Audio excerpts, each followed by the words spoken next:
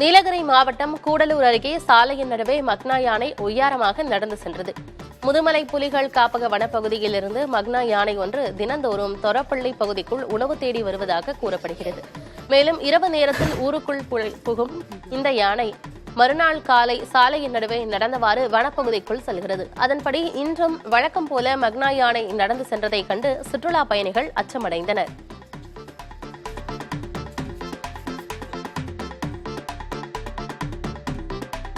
கோவை பாரதியார் பல்கலைக்கழகத்தில் நடப்பு கல்வியாண்டில் முதுகலை படிப்பில் செயற்கை நுண்ணறிவு பாடப்பிரிவு புதிதாக தொடங்கப்பட்டுள்ளது. தற்போது செயற்கை நுண்ணறிவு தொழில்நுட்பம் பிரபலமாகி வரும் நிலையில் 2 ஆண்டுகள் கொண்ட MSc செயற்கை நுண்ணறிவு பாடத்தை பாரதியார் பல்கலைக்கழகம் அறிமுகப்படுத்தியுள்ளது. இதில் சேர வரும் ஜூன் 6ஆம் தேதி வரை விண்ணப்பிக்கலாம் என தெரிவிக்கப்பட்டுள்ளது. இதற்கான தகுதி, கட்டணம், உதவித்தொகை, விடுதி வசதிகள் போன்ற விவரங்கள் பல்கலைக்கழக இணையதளத்தில் பதிவேற்றம் செய்யப்பட்டுள்ளது.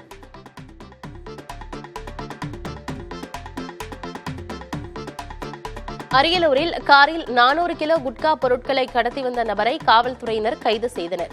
ஜெயங்கொண்டம் 4 ரோடு பகுதியில் வாகன தணிக்கையில் ஈடுபட்டிருந்தனர். அப்போது அவ்வழியாக வந்த காரை மறித்து சோதனை செய்தபோது அதில் குட்கா பொருட்கள் இருப்பது கண்டறியப்பட்டது. இதையடுத்து காரை ஓட்டி வந்த ராஜஸ்தானைச் சேர்ந்த நபரை கைது செய்து விசாரித்து வருகின்றனர்.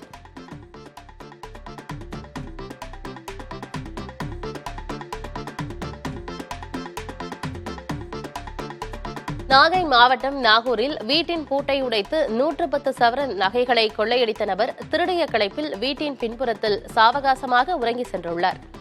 நூல்கடை தெருவைச் சேர்ந்த தாவூத் பாத்திமா என்பவர் திருமண நிகழ்விற்கு சென்றிருந்த நேரத்தில் அவரது வீட்டின் பூட்டு உடைக்கப்பட்டு 5 பீரோக்களில் இருந்த நகைகள் கொள்ளையடிக்கப்பட்டுள்ளன. தகவல் அறிந்து சென்ற காவல்துறையினர் கைரேகை நிபுணர்கள் மற்றும் மோப்ப நாய் கொண்டு சோதனை செய்தனர். அப்போது வீட்டின் பின்பக்கத்தில் இருந்த துணிகளை விரித்து திருடன் உறங்கிச் சென்றது தெரியவந்துள்ளது. இதையடுத்து அப்பகுதியில் உள்ள CCTV காட்சிகளை ஆய்வு செய்து வருகின்றனர்.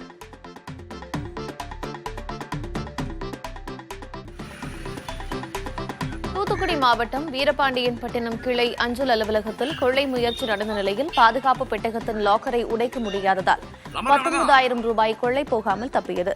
திருச்செந்தூர் மற்றும் அதன் சுற்றுவட்டார பகுதிகளில் தொடர் கொள்ளைச் சம்பவங்கள் ஏற்படுவதால் இரவு நேரங்களில் பாதுகாப்பு பணியை தீவிரப்படுத்த அந்த பகுதி மக்கள் கோரிக்கை வைத்துள்ளனர்.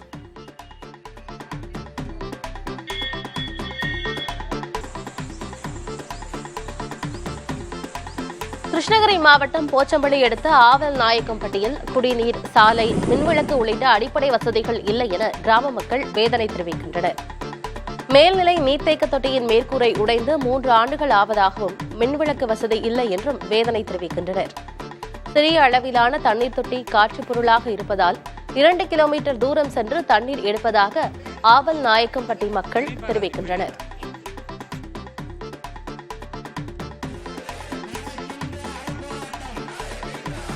சேலம் மாவட்டம் தீவட்டிப்பட்டியில் நடைபெற்ற கலவரத்தின் போது பட்டியலினத்தவர் மீது காவல்துறை தாக்குதல் நடத்தியதாக கூறி விடுதலை சிறுத்தைகள் கட்சியினர் ஆர்ப்பாட்டத்தில் ஈடுபட்டனர். மாரியம்மன் கோயில் திருவிழா தொடர்பாக நடந்த கலவரத்தில் 20க்கும் மேற்பட்டோர் காவல்துறையினரால் கைது செய்யப்பட்டனர். இந்த சம்பவத்தின் போது பட்டியலினத்தைச் சேர்ந்த சிறுவர்கள், பெண்கள் மீது காவல்துறையினர் கண்மூடித்தனமாக தாக்குதல் நடத்தியதாக குற்றச்சாட்டு எழுந்தது. இதனை கண்டித்து கோட்டை மைதானத்தில் விடுதலை சிறுத்தைகள் கட்சியினர் ஆர்ப்பாட்டம் செய்தனர். கோடை வெயிலின் தாக்கத்தை தணிக்க மன்னார்குடியில் உள்ள ராஜகோபால சுவாமி கோயில் யானையான பாப்கெட்டிங் செங்கமலம் நீச்சல் குளத்தில் ஆனந்த குளியலிட்டு மகிழ்ந்தது. திருவாரூரில் கடந்த சில நாட்களாக வெயிலின் தாக்கம் அதிகரித்து வருகிறது. பகலில் வாட்டி வதைக்கும் வெயிலை சமாளிக்க முடியாமல் மனிதர்கள் மட்டுமின்றி விலங்குகளும் சிரமப்படுகின்றன. இந்நிலையில் செங்கமலம் யானை குளிப்பதற்காக கோயில் வளாகத்தில் நீச்சல் குளம் கடந்த ஆண்டு கட்டப்பட்டது. அதில் நீச்சல் அடித்தும் தண்ணீரை பீச்சி அடித்தும் யானை ஆனந்த குளியல் போட்டது. யானைக்கு தலையில் உள்ள முடியை பராமரிப்பதற்கு ஷாம்பு போட்டு குளிப்பாட்டுகின்றனர். பாப்கட்டிங் செங்கமலம் யானை குளிப்பதை பார்ப்பதற்காகவே மாலை வேளைகளில் தனி கூட்டம் வந்து செல்கிறது.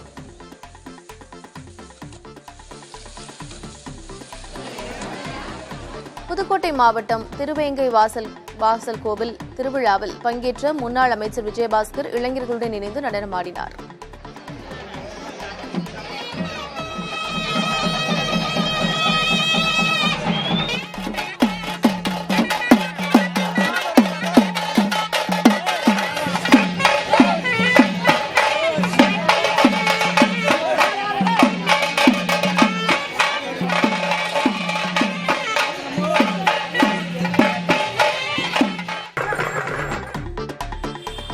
மாவட்டம் கரம்பக்குடி கருப்பர் கோயில் திருவிழாவிற்கு வருகை தந்த பக்தர்களுக்கு இஸ்லாமியர்கள் பிரியாணி வழங்கிய சம்பவம் மகிழ்ச்சியை ஏற்படுத்தியுள்ளது. கடந்த ஒரு வாரத்திற்கு முன்பு காப்பு கட்டுதலுடன் திருவிழா தொடங்கிய நிலையில் பக்தர்களுக்கு இஸ்லாமியர்கள் பந்தல் அமைத்து நீர்மோர் உள்ளிட்ட பானங்களை வழங்கி வந்தனர்.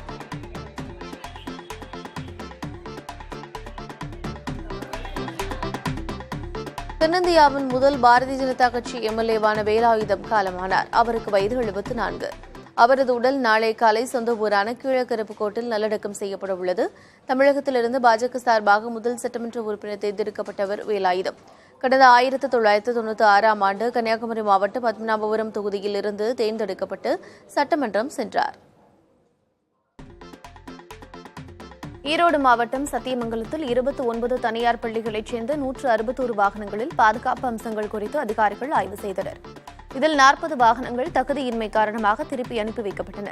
பள்ளி மாணவர்களின் நலன் கருதி ஒவ்வொரு ஆண்டும் பாதுகாப்பு விதிகளின்படி தனியார் பள்ளி வாகனங்களை அதிகாரிகள் ஆய்வு செய்வர்.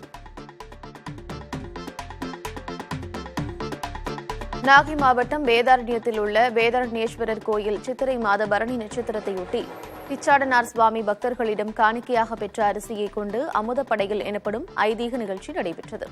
முன்னதாக கேடயத்தில் பிச்சாடனார் சுவாமி எழுந்தருளினார். தொடர்ந்து நடந்த சுவாமி வீதியுலாவின் போது வீடு மற்றும் கடைகளில் இருந்த பக்தர்கள் அரிசி காணிக்கை செலுத்தினர்.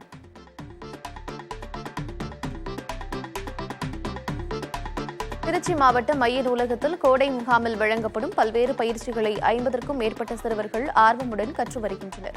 இந்த பயிற்சியானது துறை சார்ந்த ஆசிரியர்களால் நடத்தப்படுகிறது. கோடை விடுமுறையை மாணவர்கள் பயனுள்ள வகையில் செலவழிக்க மாவட்ட நிர்வாகம் சார்பில் கோடை முகாம் அமைக்கப்பட்டுள்ளது. வாசகர் வட்டத்துடன் இணைந்து நடத்தப்படும் இந்த முகாம் மே 30ஆம் தேதி வரை நடைபெறுகிறது.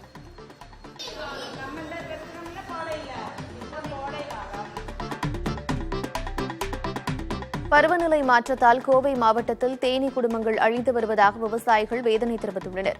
மகரந்த சேர்க்கையை ஏற்படுத்தி விளைச்சலுக்கு உதவி விவசாயிகளின் நண்பனாக திகழும் தேனீக்கள் கோவை மாவட்டத்தில் நிலவும் கடும் வெப்பம் காரணமாக 75% அழிந்துவிட்டதாக அவர்கள் தெரிவிக்கின்றனர்.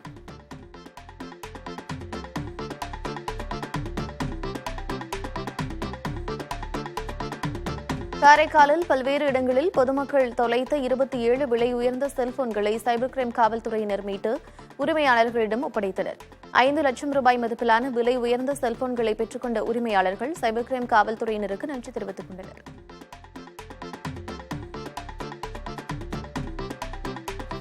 விழுப்புரத்தில் 1 மணி நேரத்திற்கு மேலாக பெய்த கனமழையால் கண்டாச்சிபுரம் அரசு பெண்கள் மேல்நிலைப் பள்ளிக்கு செல்லும் சாலையில் மழைநீரானது வெள்ளம் போல ஆர்ப்பரித்து சென்றது.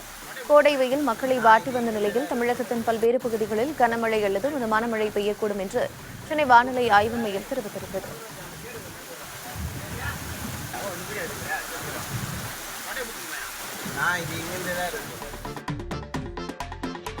தென்காசி மாவட்டம் ஐயாபுரம் ஸ்ரீ முப்பிடாதி அம்மன் கோயில் சித்திரை திருவிழாவின் சப்பரபவனி நிறைவு நாள் கோலாகலமாக நடைபெற்றது. 5 நாட்கள் நடைபெறும் சப்பரபவனி விழா கடந்த 3ஆம் தேதி திருக்கால் நாட்டு நிகழ்வோடு தொடங்கியது. இந்நிலையில் மேளதாளங்கள் முழங்க இளைஞர்களின் சிலம்பாட்டத்துடன் சப்பரபவனி நிறைவு விழா களை கட்டியது.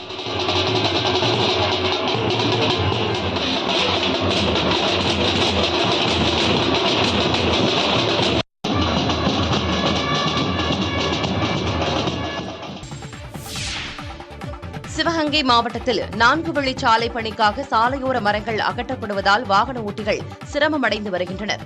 காரைக்குடியிலிருந்து மதுரை மாவட்டம் மேலூர் வரை சுமார் 47 கிலோமீட்டருக்கு 4 வழி சாலை அமைக்கப்பட்டு வருகிறது. மாநில நெடுஞ்சாலையாக இருந்தபோது சாலையின் இருபுறமும் இருந்த மரங்கள் தந்த நிழல் வெயிலின் தாக்கத்திலிருந்து வாகன ஓட்டிகள் இளைப்பாறவும் அவர்களை பாதுகாக்கவும் செய்தது. நீண்ட தூரம் குடும்பத்துடன் காரில் பயணிப்போர் சாலையோர மரங்களின் கீழ் அமர்ந்து உணவருந்துவிட்டும் சென்றனர். தற்போது 4 வழி சாலைக்காக சாலையோர மரங்கள் அகற்றப்படுவதால் வாகன ஓட்டிகள் சுட்டெரிக்கும் வெயிலில் இளைப்பாற இடமில்லாமல் அவதிப்பட்டு வருகின்றனர். சாலை பணியின் போது அகற்றப்படும் மரங்களுக்கு பதிலாக புதிதாக மரங்கள் நட வேண்டும் என்ற விதிமுறை முறையாக கடைபிடிக்கப்படுவதில்லை என்ற குற்றச்சாட்டையும் பயணிகள் முன்வைக்கின்றனர். சுற்றுச்சூழலை பாதுகாக்க மரங்கள் இன்றியமையாதது என்பதை கருத்தில் கொண்டு வருங்காலங்களில் சாலை பணிகளை மேற்கொள்ள வேண்டும் என பயணிகள் சமூக ஆர்வலர்கள் வேண்டுகோள் விடுக்கின்றனர். தேனி ஆண்டிப்பட்டி மலர் சந்தையில் பூக்களின் வரத்து அதிகரிப்பால் விலை சரிந்துள்ளது. செண்டுமல்லி கிலோ 30 ரூபாய்க்கும், பன்னீர் ரோஜா 80 ரூபாய்க்கும், மல்லிகை கனகாம்பரம் கிலோ 200 ரூபாய்க்கும், பிச்சிப்பூ முல்லைப்பூ கிலோ 150 ரூபாய்க்கும் விலை குறைந்து ஏலம் போயின. முகூர்த்த நாட்கள் இல்லாததாலும் பூக்களின் வரத்து அதிகரிப்பாலும் விலை சரிந்து விற்பனையாவதாக விவசாயிகள் கவலையடைந்துள்ளனர்.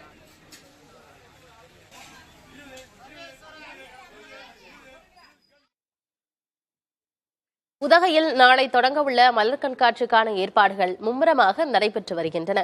126வது மலர் கண்காட்சி நாளை தொடங்கி வரும் 20ஆம் தேதி வரை நடைபெறவுள்ளது. இதற்காக தயார் செய்யப்பட்ட 65,000 மலர் தொட்டிகளை மலர் மாடத்தில் காட்சிப்படுத்தும் பணிகள் தீவிரமாக நடைபெற்று வருகிறது. சுற்றுலா பயணிகளை கவரும் வகையில் சுமார் 6.5 லட்சம் மலர்கள் பூங்காவில் காட்சிப்படுத்தப்பட உள்ளன. மலர் கண்காட்சியின் சிறப்பம்சமாக நாளை மற்றும் மே 20ஆம் தேதி ஆகிய 2 நாட்களில் தாவரவியல் பூங்காவில் லேசர் லைட் ஷோவிற்கு ஏற்பாடு செய்யப்பட்டுள்ளது. இந்த ஆண்டு வனவிலங்குகள் பாதுகாப்பு குறித்து விழிப்புணர்வு ஏற்படுத்தும் வகையில் யானை, புலி, கரடி உள்ளிட்ட வனவிலங்குகளின் அலங்கார வடிவமைப்புகள் அமைக்கும் பணியில் தோட்டக்கலைத்துறை ஊழியர்கள் தீவிரமாக ஈடுபட்டு வருகின்றனர்.